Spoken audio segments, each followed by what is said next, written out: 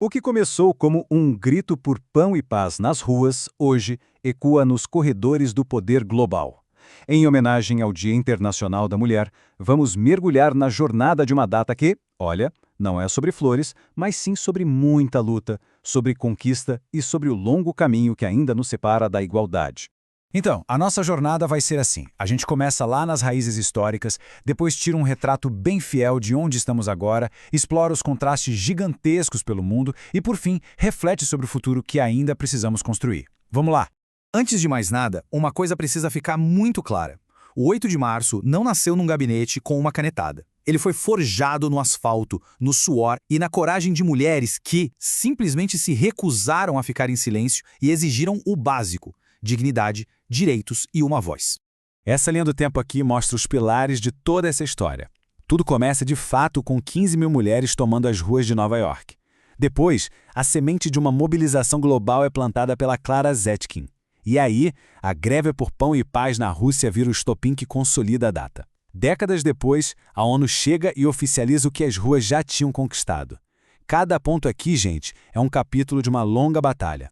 A visão da Clara Zetkin, lá em 1910, era simplesmente revolucionária. Ela não queria um dia de celebração vazia, sabe? A ideia era uma data para sincronizar a luta das mulheres no mundo todo. Um dia para que as vozes de diferentes países se tornassem um único e poderoso coro por igualdade. E foi a greve por pão e paz que se tornou o grande ponto de virada.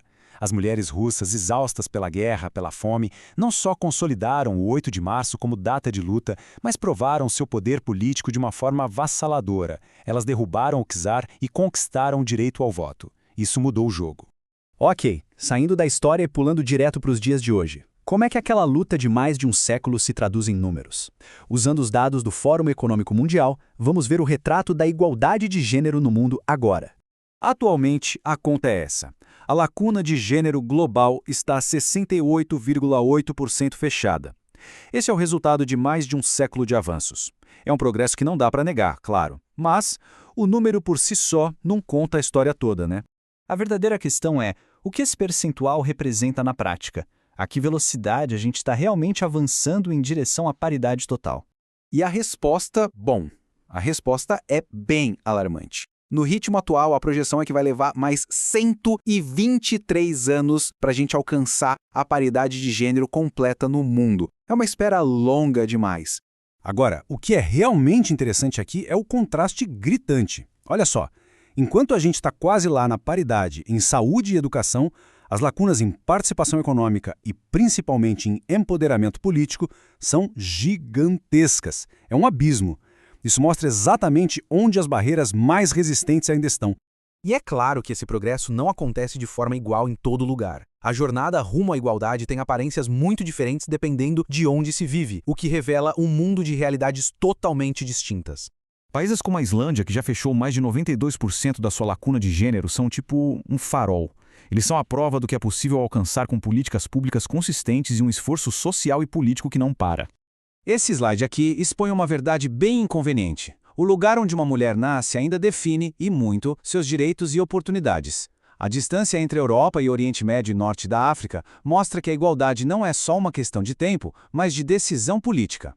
Diante desse cenário todo, vamos analisar de frente quais são os maiores obstáculos que ainda persistem nesse longo caminho em direção à justiça e à igualdade plena. Esse gráfico praticamente grita o tamanho do desafio.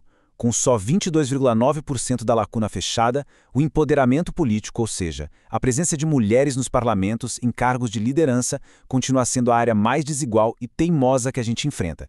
É aqui que a mudança é mais lenta e, ao mesmo tempo, mais necessária. E exatamente por isso que a ONU já aponta para onde a luta deve se concentrar. O lema para 2026 é um chamado à ação.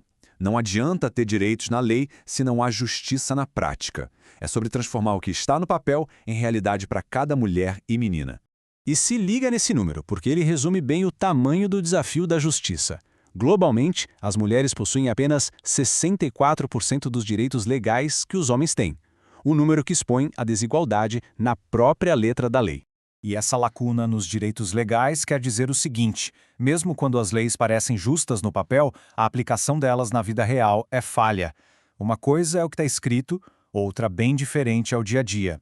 E isso vai desde o direito de trabalhar e ter uma propriedade até a segurança pessoal e familiar. E essa citação, nossa, ela captura perfeitamente o paradoxo, a encruzilhada em que a gente se encontra. A gente conquistou progressos incríveis, sem dúvida, mas essas vitórias são frágeis e hoje enfrentam uma reação organizada, forte, que ameaça reverter décadas de luta. Então, o ponto crucial para a gente refletir é este. Ao honrar o legado de um século de luta, como é que a gente pode transformar essa herança em ação acelerada? Como garantir que o próximo capítulo seja sobre a concretização da justiça, da igualdade de verdade para todas, e não apenas mais um século de espera? A história nos mostra o caminho, os dados nos mostram o desafio, a ação é o que vai definir o futuro.